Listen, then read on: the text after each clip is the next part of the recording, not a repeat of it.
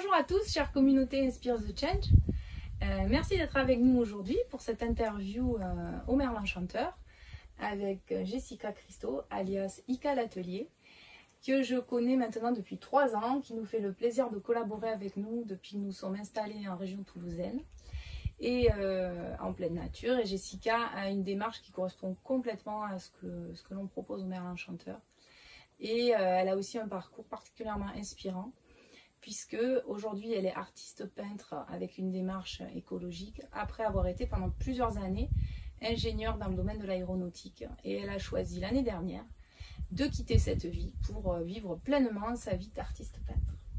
Et oui, tout à fait, bien, très bien résumé. Alors dans les interviews Inspire the Change, on a pour habitude de demander en fait aux inspireurs, à ceux qui nous inspirent, allez, on a inventé des mots, de nous donner leur définition d'engagement. Est-ce que tu te considères comme quelqu'un d'engagé? Certains disent militant, activiste. Il y a différentes définitions qui sont plus ou moins fortes, qui ont chacun a sa manière de voir les choses. Alors, on aimerait bien savoir, toi, comment tu vois ça? Alors, comment je vois ça? C'est vrai que les termes peut-être militant et activiste me semblent forts. Après, peut-être tout simplement parce que moi, derrière, j'y vois voilà, des personnes qui font des choses très fortes, qui donnent de la voix, qui font des grèves, des révolutions, hein, c'est ces gens-là, quoi. Moi, c'est vrai que je suis d'une nature quand même plutôt plus discrète, donc je ne me définirais pas comme activiste dans ce sens-là. Par contre, engagée, oui, je pense engagée dans mes valeurs, donc dans ces valeurs voilà, de bienveillance humaine, de respect de la nature et voilà, et puis bon, pour parler concrètement, je me suis engagée pour ce côté art au naturel, donc avoir une démarche artistique engagée dans une démarche éco-responsable. Donc oui, toi, ta manière de t'engager dans le monde, parce que tu as ta démarche en tant que professionnel, et puis tu as une démarche aussi au quotidien, disons que le pro n'est pas séparé du perso. Et ça fait un moment que tu chemines sur, si tu pouvais nous expliquer un petit peu plus ce que tu as essayé, et puis ce que tu appliques vraiment au quotidien dans ton activité d'artiste peintre. Oui, en fait, pour la petite histoire, c'est-à-dire l'engagement profond au niveau artistique, donc au niveau professionnel, il est passé d'abord par des questionnements personnels, donc voilà, je rejoins beaucoup de gens en ayant eu ces questions écologiques. C'est passé par faire ses produits ménagers, voilà, commencer à faire du tri dans sa vie personnelle d'un point de vue écologique. Et puis moi, dessiner, peindre, ça fait partie de mon quotidien, hein, clairement. Même si j'étais, comme tu l'as dit, ingénieure avant, j'ai toujours voulu être artiste peintre. Et donc le dessin fait partie de mon quotidien, et à un moment donné je me suis dit mince, alors c'est cool, tu fais ton pot de vaisselle, t'en mets tous les produits néfastes pour les enfants, pour toi, tout ça, et tu passes au zéro déchet, et à un moment donné attends, qu'est-ce que tu utilises toi quand tu peins? Et c'est là que je me suis rendu compte que en fait le comportement d'ultra-consommation et de produits aussi qui ne sont pas forcément bons pour l'environnement, hein, on pense à l'acrylique par exemple, et j'utilisais aussi, donc c'était un non-sens. Donc je suis passée comme ça. C'est vrai que dans les pratiques artistiques, je pense qu'il y a des domaines de la vie où, je me trompe peut-être, vous me le direz en commentaire, mais il y a des domaines de la vie où on est moins conscient en fait, on le voit plus sur certaines choses, l'alimentation, les déchets, etc. Et puis parfois aussi des activités qu'on fait depuis qu'on est enfant, on se rend pas compte, on ne se fait pas poser la question. Et c'est vrai que quand tu me l'as dit, je me suis dit oui, bien sûr. Et moi qui aime créer, j'ai plein de pots divers et variés, et c'est vrai que quand j'ai regardé, il n'y a rien d'écolo quoi en fait. Et c'est vrai qu'à grande échelle, c'est aussi polluant, et ça a autant d'impact finalement qu'une mauvaise alimentation, que de produire en haute quantité des produits créatifs, parce que j'ai fait cette démarche moi pour peindre à la maison les murs, notamment des chambres des enfants, etc. Et c'est vrai que j'ai pas réfléchi à ma pratique artistique. Oui, c'est vrai que oui, on n'est pas nombreux. Bon, heureusement, il y a des gens, ça vient. Ça vient, et moi c'est voilà, quelque chose que j'ai à cœur de transmettre parce que je pense, si comme moi la créativité fait partie de votre quotidien, mais je pense que ça peut être c'est important aussi que ça rentre en jeu et surtout ça met aussi en lumière, je pense, tout ce qui est créativité aussi, ce comportement d'ultra-consommation. Je pense que vous lâchez n'importe quel créatif ou artiste peintre, peu importe, c'est un visiteur dans un magasin de beaux-arts, on devient un peu fou quand on a trop envie de tout tester tout, et on se pose zéro question, on a juste envie de... Oui, on passe au rendu, on passe ce qu'on peut faire avec. C'est ça, et voilà, mais on pense pas aux impacts. Alors l'impact est peut-être pas forcément dans l'œuvre finale, parce qu'évidemment une œuvre finale, elle est vouée à rester, elle est vouée à vivre longtemps, et c'est ce qu'on leur souhaite à ces œuvres. Par contre, tout ce qui est arrivé avant, est-ce que ça vaut le coup d'aller acheter des toiles à 3 € produites en Chine avec du coton neuf? Voilà, c'est ces choses-là. Est-ce que ça vaut le coup? Est-ce que vraiment créer à tout prix, sous prétexte que oui, ça nous fait du bien et on a besoin de cette culture, est-ce que ça, voilà, est-ce qu'à tout prix on a besoin de ça et de détériorer vraiment l'environnement? Oui, parce que ça a un coût, c'est-à-dire qu'il y a le coût 3 € qui est pas cher, on va dire.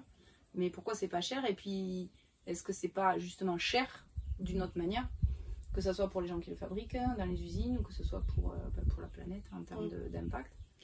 Et donc toi, tu fabriques également tes supports, c'est-à-dire tu fais attention aux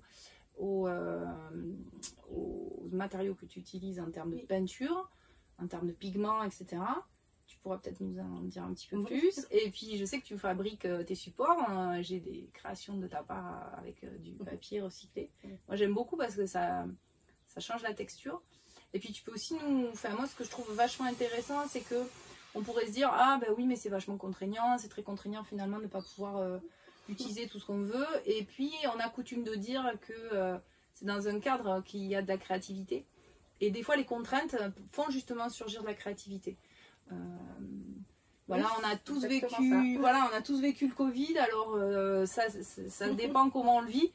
Et ça permet aussi aujourd'hui d'être très créatif à travers ce qui nous est entre guillemets imposé et de renouveler certaines pratiques. Donc est-ce que tu peux nous parler justement de toi, la façon dont tu as vu ces contraintes entre guillemets? Alors oui, alors on peut parler de contraintes effectivement parce que il a fallu tout réinventer, tout ce que j'avais appris, toutes les méthodes de création. Alors, je ne posais pas plus de questions que ça avant. Voilà, donc je commence à chercher des fournisseurs alternatifs et tout, et on ne trouve pas forcément. Donc il y a aussi des choix à faire qui sont... on ne peut pas faire tout parfait dès le premier coup en termes de choix de matériaux, par exemple, ou de papier. Voilà, dans l'idéal, moi je voulais des châssis toilés fabriqués en France avec que du pur lin, des bois responsables. J'ai pas trouvé tout de suite, alors maintenant je commence à trouver. Après il y a des questions de coût aussi, clairement, que je dois aussi rentrer dans mes propres budgets. Donc tout ça en fait a fait effectivement beaucoup de contraintes, mais c'est des contraintes comme tu dis qui permettent aussi qui sont passionnantes parce qu'elles développent cette créativité. Et alors oui, on va moins vite, oui, ça demande de la réflexion, mais bon, c'est aussi ça qui est passionnant. C'est toi une ancienne scientifique, développer des processus et des méthodes, et puis aller chercher le petit truc qu'on va réussir à produire avec certaines contraintes. C'est un challenge aussi qui est personnellement épanouissant. Et donc en termes de pigments, par exemple, j'utilise du café, j'essaye de faire simple aussi. J'utilise des aquarelles végétales, alors j'en ai fabriqué un peu moi-même, j'essaye aussi de trouver des fournisseurs, parce que le temps de fabrication est aussi long, donc j'essaie de trouver la balance entre moi, ce que je fabrique et ce que je peux trouver. Et puis ça fait travailler aussi. Ça fait travailler aussi les autres, et on a tous notre place, et on a tous des métiers aussi, voilà, donc il faut aussi faire la part des choses de ça. Je ne suis pas une fabricante de produits Beaux-Arts. Et puis on n'a que 24 heures dans une journée. Exactement. Donc c'est vrai que des fois c'est bien de se concentrer sur là où on s'amuse le plus. Et puis appuie là où on est on va dire le meilleur et de laisser d'autres faire d'autres choses. Surtout que si cette personne-là, elle s'éclate sa valeur, justement elle est là, sa valeur et de... Bah, c'est super, s'il y a quelqu'un qui s'éclate à fabriquer ce qui, moi, me sert, ben, ça, c'est donnant-donnant et c'est super. Je pense que c'est un équilibre de vie qui fait du bien. Qui fait du bien. Oui, c'est ça. Et c'est vrai aussi que moi, ça me fait penser, quand tu dis les essais, ça me fait penser au raku. J'ai fait du raku il y a quelques années, et quand on fait du raku, ben, en fait, et qu'on en fume aussi, c'est notre façon de faire cuire, on ne sait pas comment la pièce va ressortir. C'est-à-dire le raku, c'est vraiment une technique de céramique où on a la surprise. Ça peut, entre guillemets, être complètement loupé, entre guillemets, ou être magnifique, et il y a toujours cette part de surprise et d'incertitude, et personnellement, et je pense que toi aussi, ben, cette incertitude, ça fait partie de la vie, c'est justement la créativité, et des fois, ben, on ne sait pas ce qu'on va trouver, on ne sait pas quelle matière, et je pense qu'avec les techniques et les recherches écologiques que tu fais, ben, forcément, tu es moins dans le contrôle qu'avec des matériaux ou des techniques plus courantes, plus classiques, où tu sais quel rendu ça va avoir, ben, parce que je pense que la peinture au café, ben, c'est pas pareil, tu ne peux pas savoir à l'avance vraiment comment ça va rendre. Et non, et puis voilà, c'est comme toute technique, comme tu dis, il faut pratiquer pour ensuite comprendre comment ça fonctionne. Mais au début, oui, il y a une grosse part d'incertitude. Il faut dire, oui, le café, c'est comme de l'aquarelle. Ça ressemble beaucoup, hein, on est bien d'accord, mais quand même, c'est pas le même dosage d'eau. Selon les piments, c'est pas dosé pareil, donc il y a la petite surprise. Moi, j'aime bien aussi, on parle de la peinture au café. Hein. Je pars au café parce que j'aime bien poser en terrasse, et c'est vrai que faire des croquis, tout ça en voyage, ou même quand on se balade, et c'est vrai que bon, se poser en terrasse et tout, et bon, le café c'est bien, j'ai la peinture directement sur place, je garde un fond de tasse. Mais bon, selon moi, c'est pas le même truc, j'ai jamais non plus le même café. Le café. Le café italien et le café français, est-ce que ça fait la même couleur? Non, ça ne fait pas la même couleur, je confirme. Les français, entre guillemets. Oui. Non, oui, c'est vrai. L'arabica ou le robusta. Voilà, non, oui, voilà, mais même les différences, voilà, c'est les matériaux, et c'est vrai que quand on commence avec des matériaux qu'on a l'habitude d'utiliser, oui, il y a cette part de surprise, de recherche, et on a des bonnes surprises et des méthodes à mettre en place aussi, du travail, du processus artistique, c'est passionnant. Justement, je me souviens que tu avais raconté comment tu t'es mis à peindre au café, c'est-à-dire qu'en fait c'était un accident.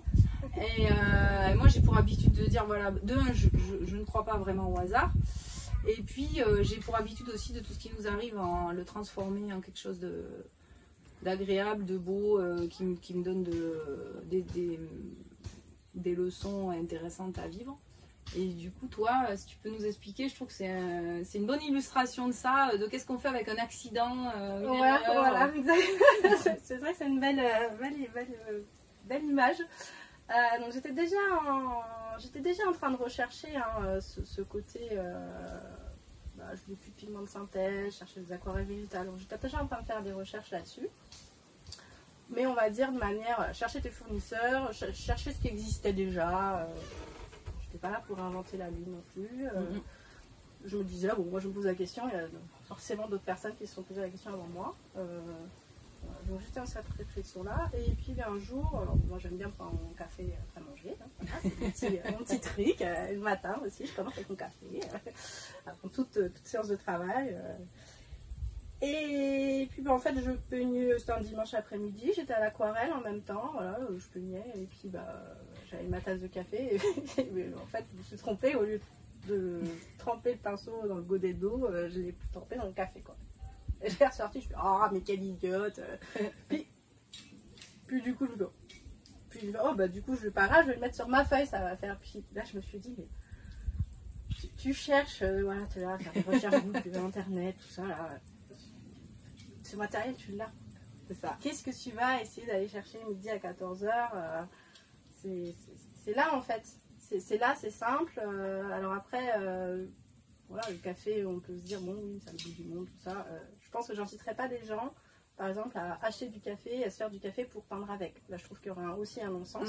D'accord. Par contre, c'est vrai que moi, il fait partie de mon quotidien. Ce café de torréfacteur de la boutique à côté de chez moi, pour moi, ça a du sens. Parce que ça fait partie de mon quotidien. Donc voilà, c'est venu comme ça. Alors, je crois que je vais faire un petit nounours avec ce premier café. Mais comme quoi, souvent on va chercher loin ce qu'on a sous le nez. Tous les sens du terme dans la vie, je l'ai expérimenté. Vous pourrez nous dire aussi en commentaire si vous aussi vous êtes rendu compte que souvent vous êtes allé chercher très très loin des choses que vous aviez sous le nez, que ce soit à l'intérieur de vous ou que ce soit des solutions autour de vous en fait, qui étaient juste là. Jusqu'au jour où on a ce... C'est ça, ce petit coup de pouce de l'univers des fois. Mais regarde, tout est là, c'est là. Et toi justement, comment ça s'est passé ta bascule de changement de vie? Parce que tu as toujours aimé peindre. Et puis, qu'est-ce qui s'est passé dans ta tête? Qu'est-ce qui a été déclencheur pour que tu dises, bon allez, voilà, j'arrête ce travail d'ingénieur aéronautique. Donc tu faisais du dessin sur ordinateur, si je me souviens bien. Et donc il y avait ce côté créatif, mais on va dire que tu aurais pu t'en satisfaire, entre guillemets. Mais justement, qu'est-ce qui fait que toi, tu as choisi de changer? Alors en fait, être artiste peintre, dessinatrice, je faisais plutôt du dessin avant. Je suis un peu choquée quand je dis qu'elle aurait pu se satisfaire de faire du dessin à l'ordinateur. On est d'accord, ça n'a rien à voir. Ça n'a rien à voir, mais voilà. C'est très créatif aussi, je confirme. Je me suis éclatée pendant des années. J'ai choisi ces études aussi pour ça, parce que c'était ça. Faire de la conception sur ordinateur, ça revient presque à faire de la sculpture. C'est exactement la même démarche. C'est très très sympa. Moi, dans ma petite tête, ça a toujours été, bon, quand je serai plus vieille, bon, je vais travailler, je vais faire ma vie, je vais avoir ma maison, mes enfants, je vais bien gagner ma vie, quand même en ayant un métier qui me plaît. Ça, c'était très important. Pour moi, ça a toujours été un métier qui me plaît. Mais dans ma tête, ça a toujours été, bon, quand j'aurai fini de payer ma maison, tout ça, hop, je vivrai de ma passion. Enfin, je tenterai au moins une fois dans ma vie, mais c'est vrai que je voyais ça plus tard, peut-être pas proche de la retraite, mais voilà, plus tard, je voyais ça plus tard. La vie a fait que le domaine de l'entreprise est devenu compliqué pour moi en termes de valeurs humaines, essentiellement en termes de valeurs humaines. Voilà, j'étais plus en accord avec je me retrouve bien là-dedans. Voilà, aussi tu vas se passer de cadre c'est ça. voilà, en entreprise, voilà, ça n'avait plus de sens. Voilà, je passais par un burn-out à un moment donné, ça fait trop. Et puis voilà, je me suis dit, écoute, t'as besoin de faire quelque chose. T'as besoin de faire quelque chose pour toi. Il y a plus de sens humain là où t'es, on fait autre chose. On fait autre chose, et puis au début, voilà, la voix de la raison vous dit oui, on va chercher un truc qui va apporter l'argent. Et puis on s'est dit, mais non, en fait, je veux faire ça, j'ai toujours rêvé de faire ça, je le tente maintenant. Voilà, c'était pas dans le schéma de vie pour tout de suite, ça l'était, mais pas tout de suite. Je le fais. Je le fais, c'est possible. Mon mari m'a soutenu là-dessus aussi. Hein, on est à deux quand même. Vous êtes il y a famille, des enfants, oui, une famille. voilà. C'est des décisions qui ne sont pas faciles, qu'on prend ensemble, quand même si, bon, quand même moi la première concernée, d'accord. Mais voilà, ça a été. Et donc voilà, donc l'année dernière, j'ai démissionné et je suis sur mon activité à temps plein, une activité que j'alterne entre création de mes œuvres et aussi transmission voilà, de toutes ces techniques de peinture, notamment éco-responsable aussi, en atelier, en cours régulier auprès des élèves, et voilà, et donc je m'éclate, donc bon, voilà, je souhaite que ça dure longtemps, j'en doute pas, il n'y a pas de raison. Oui, de tout faire pour. C'est ça, mais on mettra sous la vidéo les liens vers les activités de Jessica. Donc elle travaille essentiellement en atelier sur Toulouse. Elle co-anime aussi des stages ici au Merlin Chanteur avec moi et d'autres intervenants. Vous pouvez la retrouver aussi lors des journées portes ouvertes du Merlin Chanteur chaque année. Et puis selon ce que la vie proposera, je pense qu'elle sera tout à fait ouverte à se déplacer s'il y a des opportunités, des partenariats intéressants pour dépasser les frontières haute-garonnaises. Et puis, ben, ces œuvres, voilà, ces œuvres peuvent voyager, évidemment. Il y a quelque chose, moi, qui me tient à cœur aussi de partager, justement, avec la communauté Inspire the Change. C'est, en fait, les changements de vie, c'est, on va dire, le degré au-dessus de la vie au quotidien, où, de toute façon, la vie nous présente toujours des coups de mou, des creux de vague, des histoires qui nous arrivent et qu'on a à traverser. Quand on change de vie, on a pour coutume de dire qu'on sort de sa zone de confort. Donc on se met potentiellement encore plus en challenge de traverser des coups de mou. Et des fois, il peut y avoir des coups de mou du « oh, j'y arriverai pas, est-ce que j'ai bien fait ?» Des peurs sur l'argent, des peurs sur pas mal de choses qui peuvent remonter. Et toi, comment tu fais quand le matin, tu n'as pas le moral certains m'ont dit, qui n'ont pas d'enfants, je me recouche. Alors voilà, j'ai trouvé que c'est assez intéressant parce que finalement, des fois, la vie, c'est simple comme ça. Des fois, bon, faut un peu négocier quand on a des enfants sur le sujet je me recouche. Mais toi, comment tu fais quand tu as des coups de mou, le moral dans les chaussettes? Bah, les coups de mou, bon, on en a forcément, hein, parce que bah, de toute façon, hein, je pense que peu importe qu'on soit indépendant, qu'on soit salarié, il y en a forcément de la vie, tout simplement. C'est normal d'être fatigué, c'est normal. Ça rien, quoi. On a marre du voisin qui fait ce travail à 7 heures, je sais pas. Donc on en a forcément. Après, oui, d'un point de vue, ouais, pour le boulot, après, bah, j'ai la chance quand même de faire un métier où je peux m'épanouir aussi. Donc c'est vrai que quand j'ai des coups de mou, en général, je me ressens sur la création. C'est-à-dire que si aujourd'hui, voilà, c'était compta, parce que oui, quand artiste peintre, on fait aussi sa compta. C'est pas juste qu'on ne crée pas toute la journée, ça fait partie du jeu aussi. Bon, bah, peut-être que je la ferai demain. Voilà. Peut-être comme ça. Et je vais me concentrer sur puis de la création peut-être plus pur plaisir, plus pour moi, que je ne vais pas forcément montrer. Voilà, des fois, il n'y a pas forcément besoin de longtemps aussi pour se requinquer. Hein. C'est vrai que ça peut être, bon, bah oui, j'avais prévu de bosser à 9 h ce matin quand j'ai déposé les enfants à l'école. Voilà, bon, en fait, je vais peut-être me poser un petit quart d'heure dans le jardin, en fait. Oui, je vais peut-être aller me promener en revenant. Pas forcément 1 heure ou 2, hein, on n'est pas là. Mais voilà, je pense profiter, se faire une bulle. 10 minutes, un quart d'heure, et ça en plus on peut le faire peu importe où on est, même dans le métro, si on veut, on peut se faire une bulle en disant oh tiens c'est rigolo, une petite lumière là, enfin voilà, juste tout se déconnecter un petit peu et je pense que ça rebooste. Et puis après, bah, y a toujours les copines créatives, oui, voilà, il y a toujours du monde. J'appelle une amie. J'appelle une amie, ouais, c'est pas forcément d'appeler pour voilà, mais oui, quand on sent que ça dure un peu par exemple, on se dit bon, j'ai besoin d'avoir un avis extérieur, d'avoir un avis de quelqu'un qui est aussi dans le même mouvement, hein, aussi tout simplement. Hein, oui, avoir le soutien de père aussi, qui père, voilà, traverser les mêmes choses, qui traverse un peu le même genre de questionnement, qu'on soit couturière, coach, des choses qui aident. Hein, ça peut être, la maman pour certains, je sais pas, peu importe, je pense que c'est important de ne pas être seul. Et c'est vrai que moi ce que je propose aussi dans le cadre d'Inspire the Change, c'est ce côté communauté où on peut soutenir, parce que souvent on se rend compte que quand on a des coups de mou, on n'est pas les seuls à avoir ce genre de coups de mou, souvent il y a des sujets qui reviennent. Alors quand on est indépendant ou entrepreneur, artiste, etc., donc entre guillemets plus salarié, il y a des sujets qui reviennent souvent. Et de se rendre compte qu'on n'est pas seul là-dedans, moi je trouve que ça aide beaucoup, parce que du coup on se dit bah non, j'ai pas un problème en fait, je suis pas anormale ou anormale, je suis juste, c'est normal. Et aussi si tout était facile et rose tout le temps, en fait on serait beaucoup moins créatif aussi. On aurait, moi je trouve que c'est de cette richesse, c'est de ces expériences plus ou moins rigolotes qu'on tire notre richesse personnelle et que ça nous construit. Et c'est une manière solide, ouais. Ça construit une manière solide. C'est des expériences, voilà, qui nous font vraiment réfléchir sur soi. Et après, bah, c'est bête à dire, mais après on sait ce qu'on veut. Oui, et ce qu'on veut pas, ouais. Et ce qu'on veut pas. Et ça aide beaucoup pour avancer.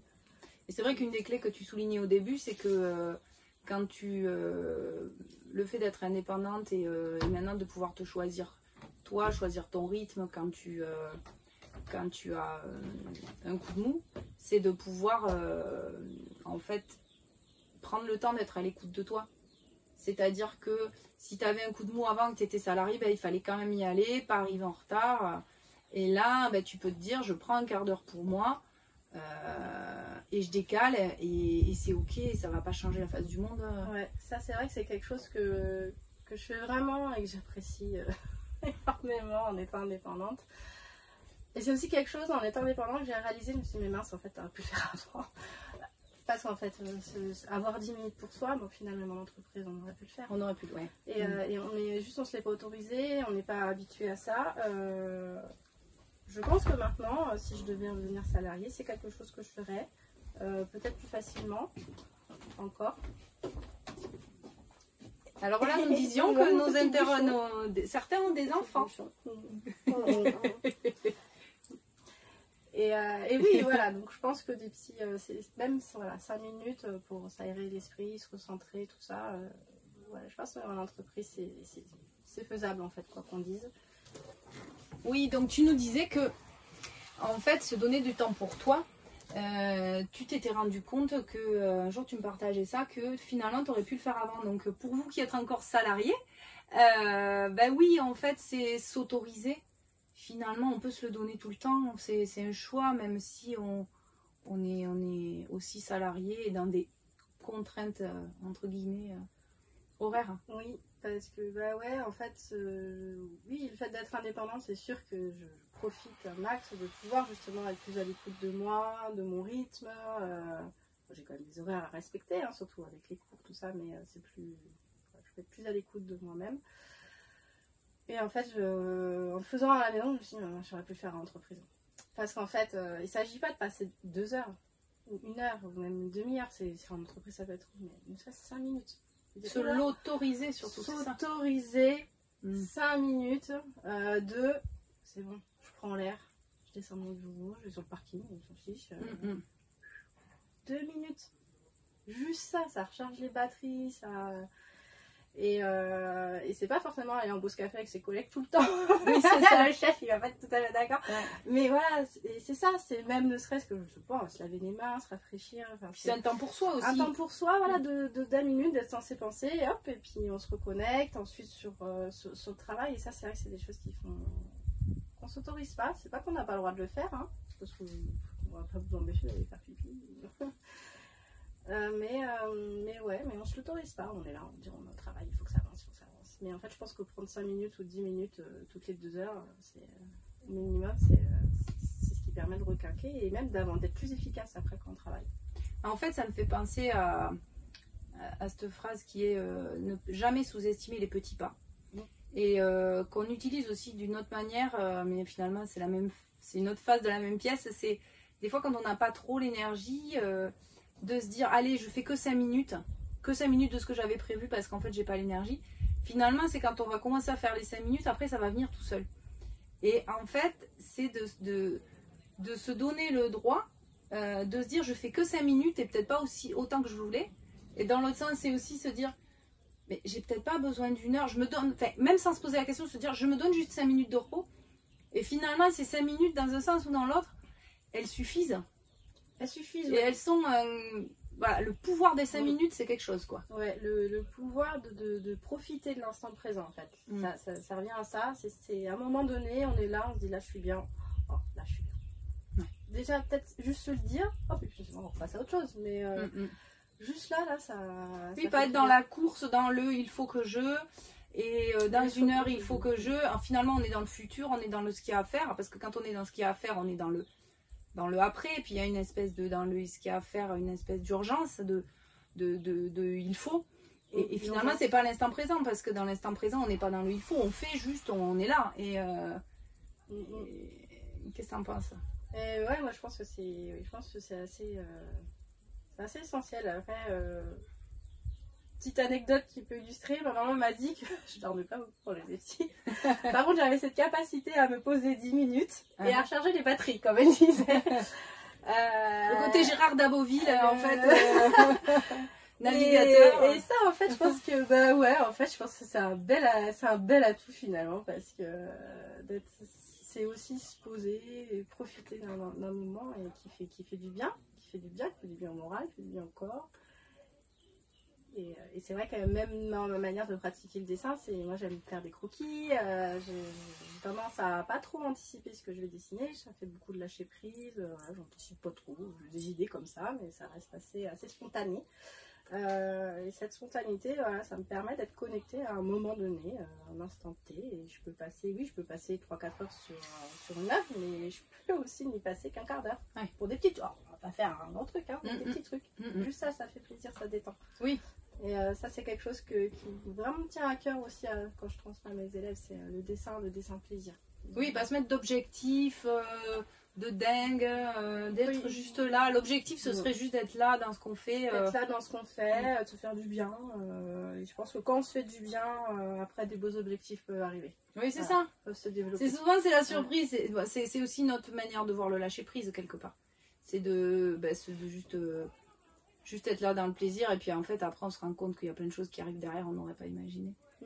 Et alors que si on avait forcé, oui. Voilà, alors que si on avait forcé, ben ça serait pas venu souvent. Enfin, est-ce que vous mettrez en commentaire si vous aussi vous vous rendez compte que quand vous forcez, où ça se passe mal, où le résultat vous convient pas, où vous vous sentez mal, et puis quand finalement vous laissez tomber entre guillemets, quelles sont les belles surprises que vous avez eues derrière. Ça nous intéressera d'avoir vos expériences là-dessus. Et en parlant d'expérience, j'aime bien terminer les interviews Inspire the Change avec un challenge, un défi lancé par nos intervenants. Alors Jessica, qu'est-ce que tu aimerais proposer à la communauté Inspire the Change comme défi pour leur permettre d'expérimenter ce que tu nous as partagé aujourd'hui? Alors, bonne question. Un challenge, un petit défi. Et ben justement, on parlait de profiter d'un moment détente. Donc, prenez une feuille, un stylo, et tous les jours, vous dribblez un truc sans trop savoir ce que vous allez faire. On se met zéro objectif, c'est juste ce qui nous passe par la tête. Qu'on sache dessiner ou pas, parce qu'après tout, très bien gribouiller. Ça me fait penser, vous savez, avant, quand on était au téléphone, au fil, comme ça, on gribouillait. Ah oui. C'est un peu cette idée-là. Et voilà, de prendre ces 5 minutes pour juste se faire plaisir et lâcher la main aussi. La main, essayer l'esprit. Vous verrez, si vous ne pratiquez pas déjà, c'est quelque chose qui fait du bien. Et tu leur proposes est-ce que de le faire pendant une semaine, 10 jours, ou d'avoir une petite régularité dans ce défi? Enfin, une petite, une grande, une moyenne de régularité ou... Ouais, je pense que déjà, si on le fait sur une semaine, on va vite se rendre compte un petit peu tous les jours. Du bien que ça fait. Du bien que ça fait, ouais. Et après, bon, c'est pas qu'on est accro, mais même si on ne pratique plus après tous les jours, mais se rendre compte que là, j'ai besoin de souffler. C'est mon échappatoire. Et facile, un stylo. Un stylo, des feuilles. Un brouillon, peu importe. À vos crayons. À vos crayons noirs, gris, à vos tasses de café si vous voulez. Faites-vous plaisir. Voilà. Ce que vous voulez. Régalez-vous, amusez-vous surtout. Le maître mot de Jessica puis de la vie, quoi. De ce qu'on a envie de vous transmettre, c'est ça. Amusez-vous dans l'instant. Sortir de il faut, je dois. Et se faire plaisir. Merci beaucoup Jessica. Merci à toi. Un grand merci à tous. Merci beaucoup. Merci d'avoir pris ce temps avec nous. Et puis à bientôt pour une nouvelle interview Inspire the Change. Laissez-nous vos commentaires, vos questions, etc. Nous vous répondrons avec grande joie. À bientôt.